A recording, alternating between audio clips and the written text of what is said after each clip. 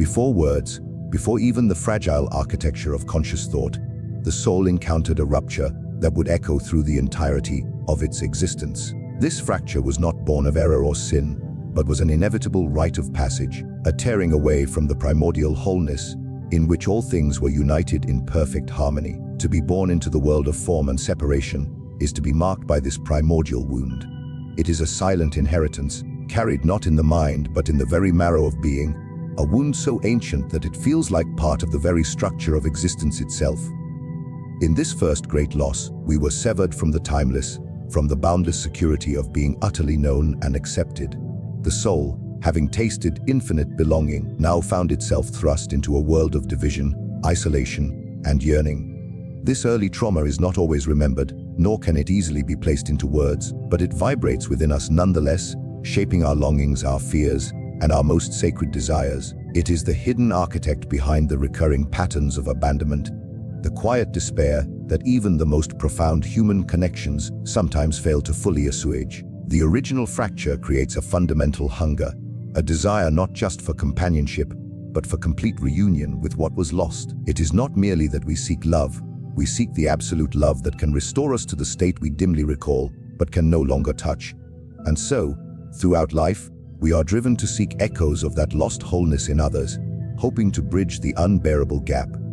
We search not just for affection, but for redemption, not just for partnership, but for salvation. Yet, because no human being can fully embody the infinite, the quest is often fraught with disappointment and pain. When the soul encounters another who offers nothing, who is emotionally barren, unreachable, or unwilling, it is not random misfortune. It is the repetition of the original drama.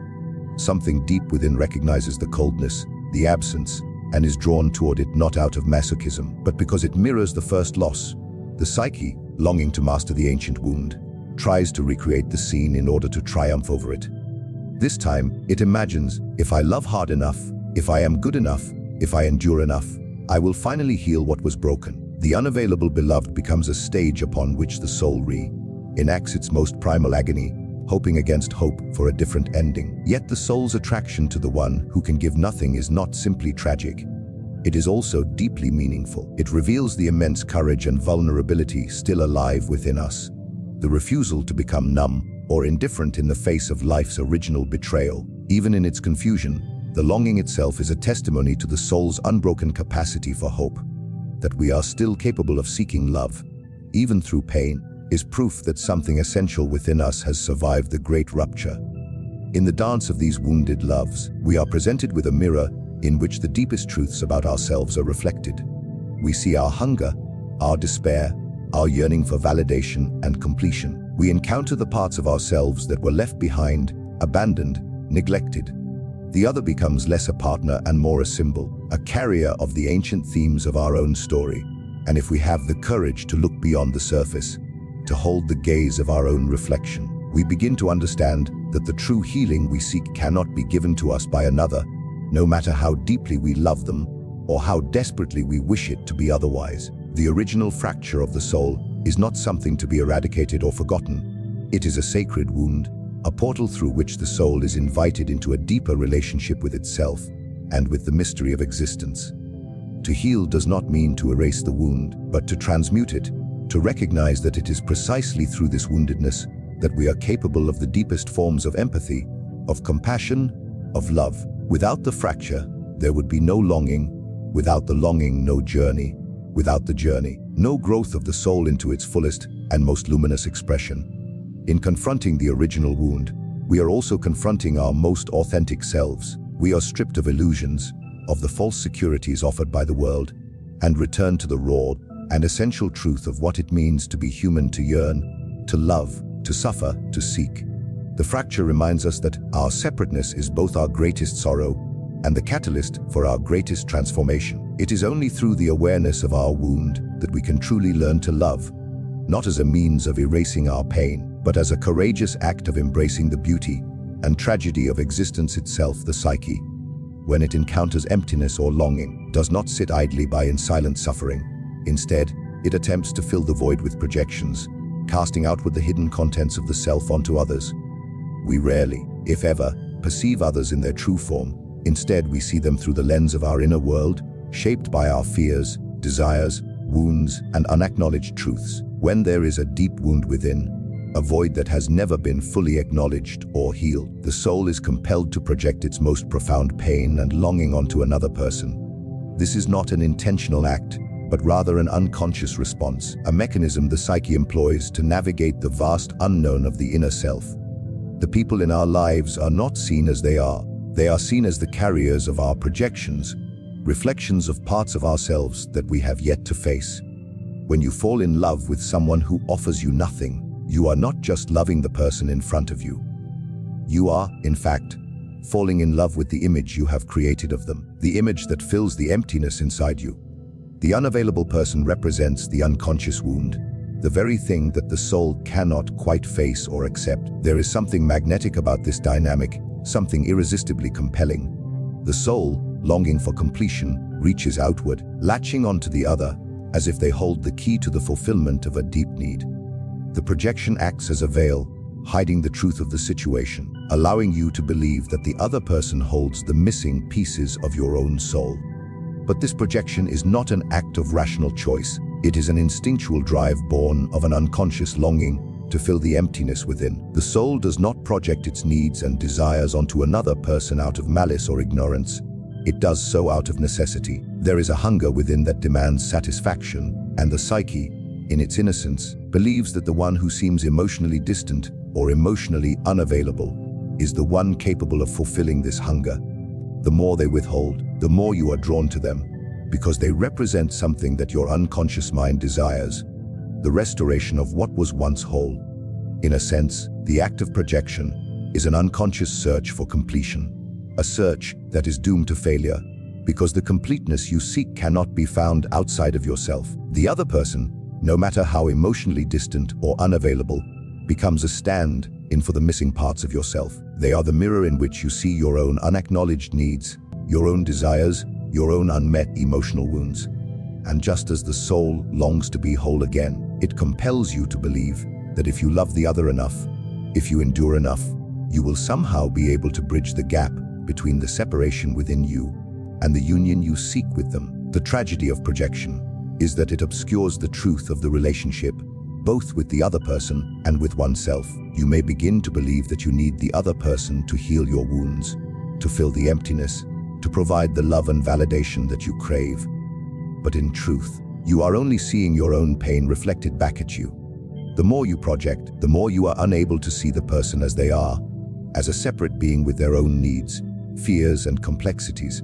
Instead, they become an object of your desire, an extension of your own psyche, and you love them not for who they truly are, but for the role they play in your unconscious drama. Projection, therefore, is a form of self-deception. It blinds you to the reality of the situation and keeps you trapped in an endless cycle of seeking outside of yourself for what can only be found within.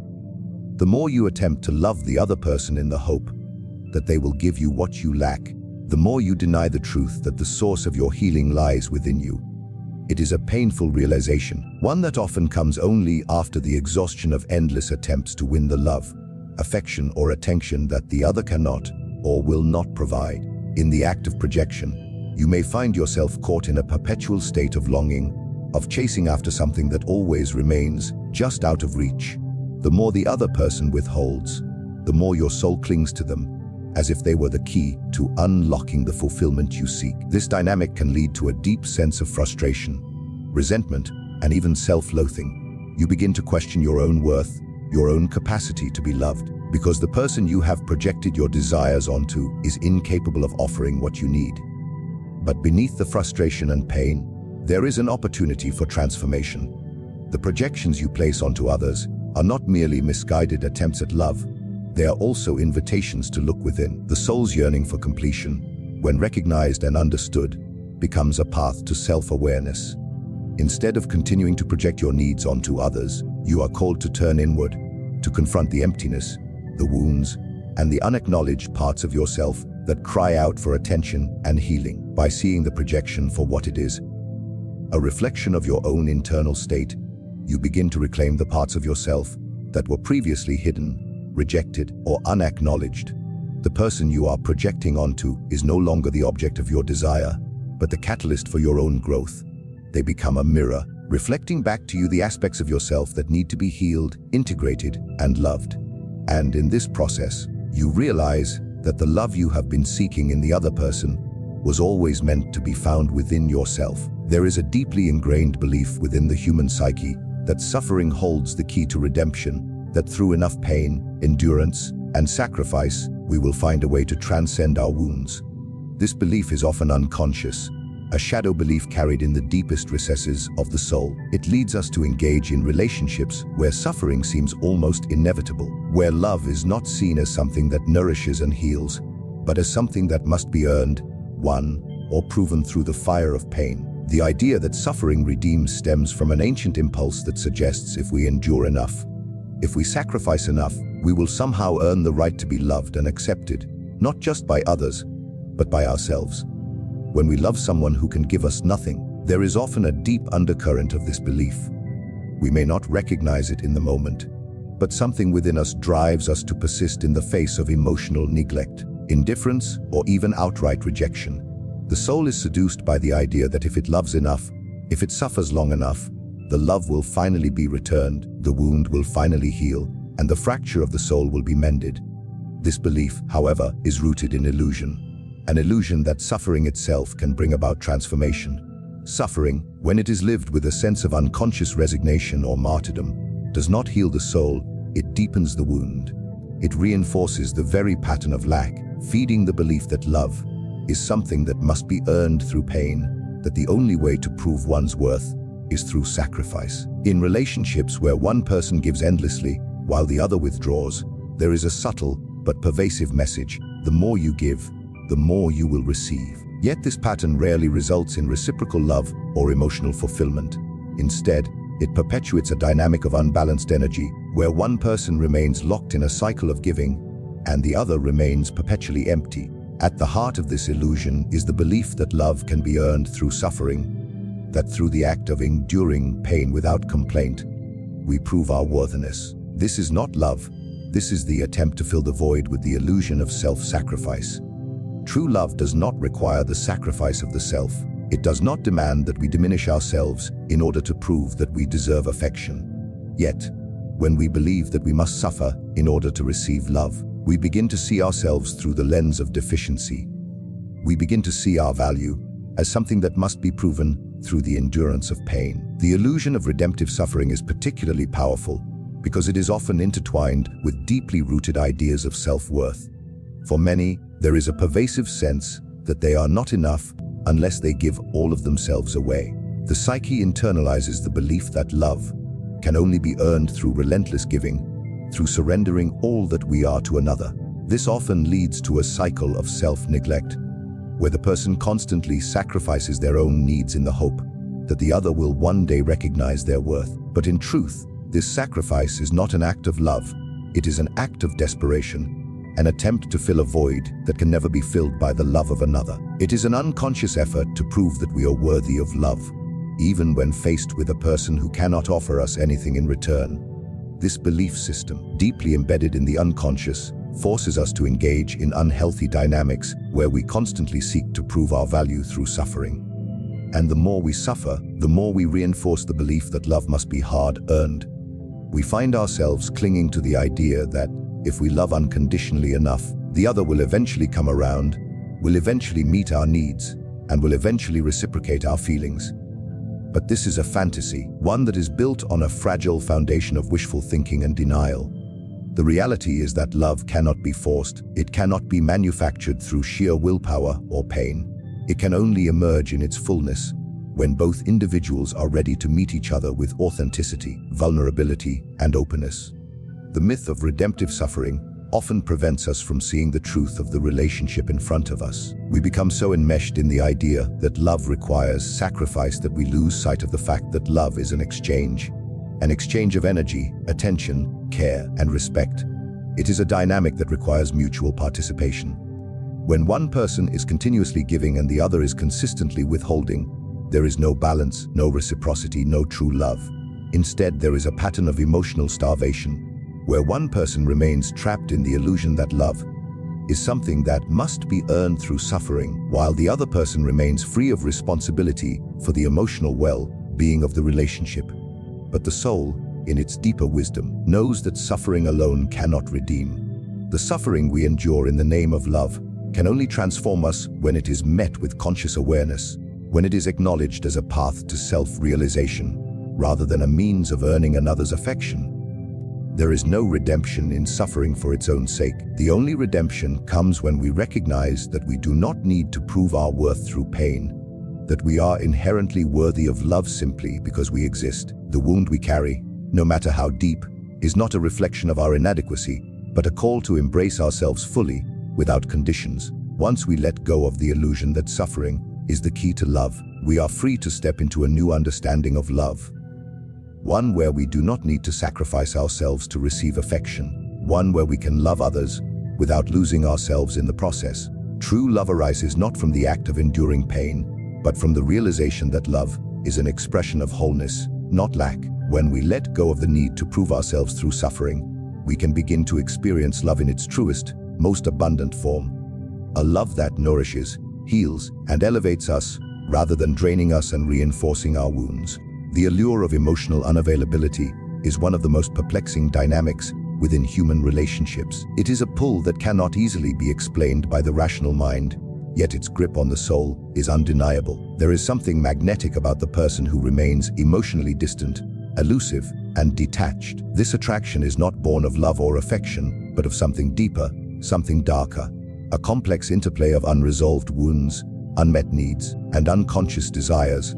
The soul is often drawn to that which it cannot have, as if the very distance, the emotional withholding, becomes a challenge to be overcome, a mystery to be unraveled.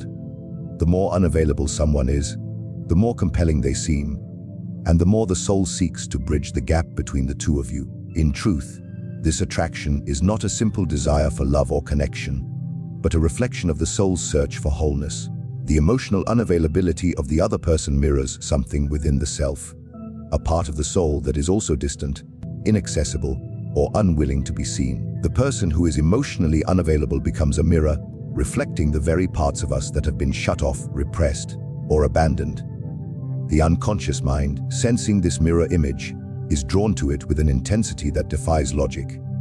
There is a strange sense of familiarity in the unattainable, a resonance that the psyche recognizes as its own unacknowledged pain or fear. This dynamic often originates from early experiences of emotional neglect or unfulfilled attachment needs. In childhood, we may have experienced caregivers who were emotionally distant, unavailable, or inconsistent in their affection. The wound of this emotional abandonment becomes a permanent imprint on the psyche, shaping the way we perceive love and attachment. We may find ourselves unconsciously recreating this early experience, seeking out relationships where the other person is emotionally unavailable, as if trying to resolve the original trauma. The desire to be loved by someone who withholds love mirrors the longing for the love we never received in childhood. It becomes an attempt to heal the wound that was never fully addressed, an unconscious quest to receive the validation and affection that was once withheld. The emotional unavailability of another person represents a form of control, a way to remain safe from the vulnerability of intimacy. But in this emotional distance, there is also an allure. There is an unconscious belief that if we can get this person to love us, if we can somehow win their affection, despite their emotional walls, we will have proved our worthiness. We will have demonstrated that we are deserving of love, even when faced with rejection or indifference. This dynamic is deeply tied to the belief that love is something that must be earned, and that through perseverance, sacrifice, and emotional endurance, we can eventually win the unattainable. This attraction to emotional unavailability is often rooted in the belief that love is a challenge to be conquered, not a mutual exchange of connection and care. When love feels elusive, it becomes an object of desire, something to chase after, something to fight for. The more a person withdraws emotionally, the more the other person is compelled to pursue, to try harder, to give more of themselves in the hope of breaking through the walls that the other has built. This cycle often leads to an endless pattern of emotional hunger, where one person continues to give, to love, to invest, while the other remains emotionally distant or detached. The danger in this dynamic lies in the distortion of love itself. Love is not a game to be won, nor is it a puzzle to be solved. It is not something that can be earned through relentless pursuit or by overcoming emotional barriers. True love, in its healthiest form, is reciprocal, mutual, and fluid. It does not require the exhausting effort of constant chasing or proving oneself. But when we are drawn to emotional unavailability, we often lose sight of this truth. We become so focused on the goal of winning the other person's affection that we forget that love is not something to be earned, but something to be shared. This emotional unavailability is not always a conscious defense on the part of the other person. Sometimes it is simply an inability to connect emotionally, a result of their own wounds, fears, or unresolved trauma. But in many cases, it is an unconscious test, a challenge that the other person presents to see if we are worthy of their affection. In this way, the unavailable person often becomes a reflection of our own self-worth. We measure our value by the degree to which we can break through their walls to see if we are capable of eliciting the love that they have been withholding. The pattern of seeking out emotional unavailability also reflects an unconscious belief that love must come with difficulty. It speaks to a deeper, hidden belief that only through hardship and sacrifice can love be real, that love must be earned, fought for, or won. The soul, having been wounded by past experiences of neglect or abandonment, now seeks out a form of love that feels familiar, one that is difficult to attain, one that requires perseverance and endurance. This dynamic, however, leads only to further emotional depletion, leaving the soul drained, unfulfilled, and more deeply entrenched in the belief that love is something that must be hard won. The attraction to emotional unavailability also reflects the soul's struggle with its own vulnerability. To love fully, to open oneself to true intimacy, is to be vulnerable, to risk rejection, hurt, and disappointment. But vulnerability is often seen as a weakness, a risk that the psyche is unwilling to take. So, instead, we are drawn to people who offer emotional distance, people who do not require us to fully expose ourselves, but who allow us to remain in a state of emotional half-life, constantly reaching, constantly yearning for something that remains just out of reach. This dynamic reinforces the belief that love is dangerous, that intimacy is to be feared, and that emotional withdrawal is safer than the vulnerability required for true connection. But in these dynamics, there is a deeper lesson, one that calls the soul to confront its own fears, its own wounds, and its own need for validation. The person who is emotionally unavailable is not the enemy, but a reflection of the soul's own struggle with intimacy, with self-worth, and with vulnerability. The real healing comes not from winning their affection, but from understanding why we are drawn to this dynamic in the first place, and from recognizing that true love requires an openness to vulnerability, an acceptance of the self, and a willingness to engage in the reciprocity that defines healthy, mutual connection. There is a profound, almost existential yearning within the human heart for that which is unattainable, for that which cannot be possessed. This longing is not merely a desire for something we want, but a deeper, more primal need for something that we believe will fulfill us in ways nothing else can. It is as if the soul itself is drawn to that which it cannot have, a paradoxical pull that defies reason and logic. The desire for the unattainable often becomes an obsession, a central theme in the emotional lives of many. And yet, this longing is not merely a reflection of a simple desire for fulfillment. It is the soul's attempt to reconcile its own fractured state, to find a sense of completion in something that seems to forever elude its grasp. At the heart of this longing is the belief that to possess something is to find wholeness. When we are drawn to someone or something that cannot be fully possessed, whether it be an unavailable person, an idealized image, or a dream that seems beyond reach, we are, in a sense, searching for a part of ourselves that we have lost. The unattainable becomes a symbol of what is missing within us, a projection of our own unmet desires, needs, and unfulfilled potential. The more out of reach it seems, the stronger the desire grows. The deeper the emotional void, the more intense the longing becomes. In this way, the unattainable becomes both a source of pain and a source of hope, a representation of what could complete us, if only we could somehow obtain it. There is a deep psychological mechanism at play when we find ourselves longing for what we cannot possess. Often, this longing is rooted in early life experiences, particularly those in which love or validation was withheld, given conditionally, or was never fully realized. In childhood, we may have experienced emotional neglect or abandonment, leaving a part of our psyche hungry for the affection and attention that was never fully given. This emotional absence creates a void, a space in the soul that yearns for what it was denied. As we grow, we unconsciously seek out situations and relationships that mirror this early experience.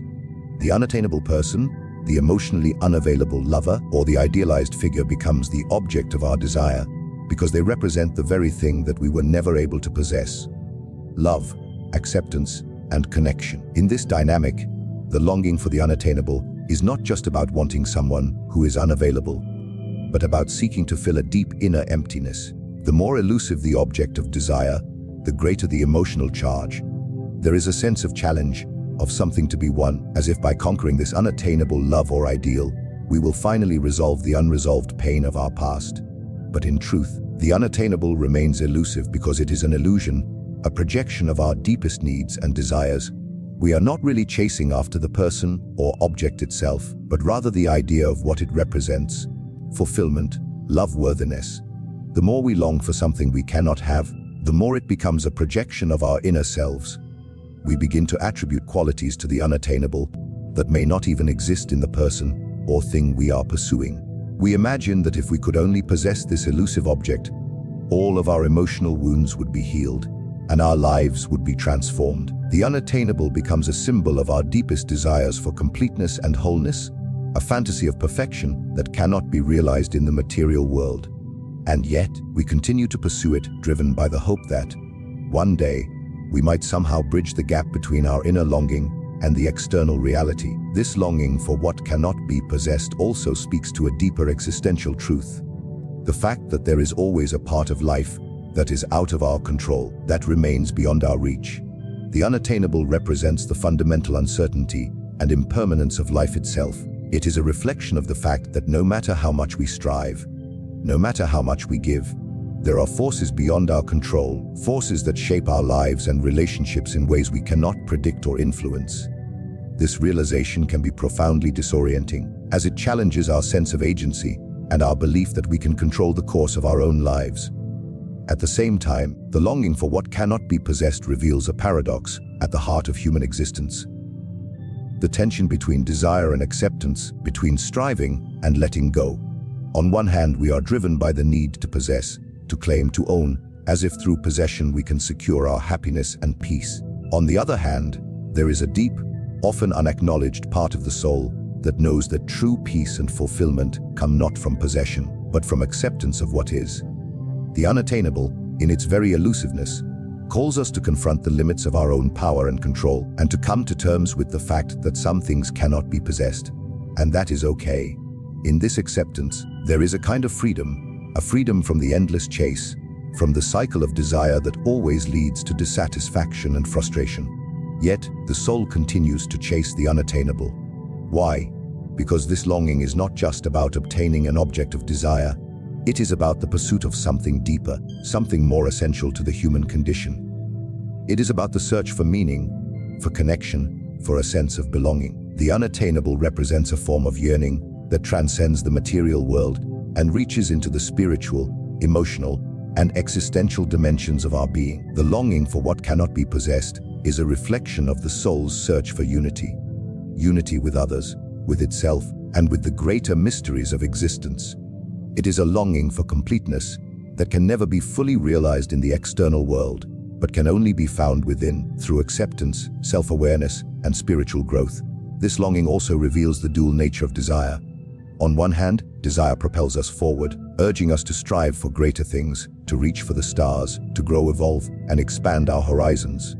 On the other hand, desire can be a source of suffering when it becomes an obsession, when it blinds us to the present moment and to the realities of our lives. The yearning for what cannot be possessed becomes a source of existential tension, a reminder that the chase itself is often more fulfilling than the actual possession. In this sense, the unattainable becomes a kind of emotional anchor, one that holds us in a state of constant motion, pushing us forward even as it leaves us unfulfilled. Ultimately, the longing for the unattainable is a reflection of the deeper search for meaning and wholeness that lies within us all. It is a reminder that while we may never fully possess all that we desire, the act of yearning itself can lead to profound growth and self-discovery. In seeking the unattainable, we are not simply chasing after something outside ourselves. We are also discovering more about who we are, what we value, and what we need to become whole.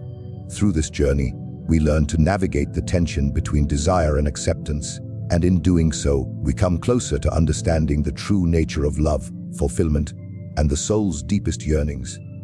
The journey through the intricate dance of longing, pain, and emotional discovery is a deeply human experience. When we examine the wounds that make us love those who can give us nothing, we uncover layers of our unconscious that reveal the complexities of our desires, attachments, and psychological scars. We find that often, the pull toward the unattainable or the emotionally unavailable is not just a quest for love, but a deeper search for meaning, for wholeness, and for healing of old wounds that have never been fully addressed. It is a struggle between the pain of what is missing and the hope that the unattainable will somehow complete us. In this dance, the emotional voids we seek to fill are often reflections of our past experiences, of unmet needs and repressed desires. The attraction to what is out of reach, whether in a person or an ideal, speaks to the heart's hunger for connection, validation, and love. Yet, as we pursue what cannot be possessed, we are confronted with a paradox. The more we chase after these unattainable desires, the more we discover that the true healing and wholeness we seek can never come from external sources alone. It is only through embracing our own wounds, understanding our deeper psychological needs, and accepting the limits of our control that we can begin to find peace. This journey toward understanding the wound that makes us love those who can give us nothing ultimately asks us to shift our perception of love and relationships. True love and connection do not come from the endless pursuit of someone who is emotionally unavailable or the illusion of an unattainable dream, but from the acceptance of ourselves, of our own imperfections, and the willingness to open ourselves to reciprocal, authentic love. It is through this self-awareness and self-acceptance that we can begin to heal and move beyond the patterns of seeking what cannot be possessed, finding instead a love that is mutual, nourishing, and grounded in the fullness of our own being. The soul's deepest wounds can only be healed by the love we give ourselves and the relationships we nurture with others, who are also willing to meet us in our vulnerability, our truth, and our humanity. Ultimately, the wound that makes us love those who can give us nothing is not a curse but an invitation. An invitation to understand the deeper workings of our own psyche and the unconscious patterns that drive our emotional lives. By embracing this invitation, we are empowered to break free from the cycle of unattainable longing and step into a space of wholeness, where love is not something we seek to possess, but something we allow to flow freely between ourselves and others. It is here, in the space of self-awareness and acceptance, that the real transformation occurs, and where the soul can finally begin to heal.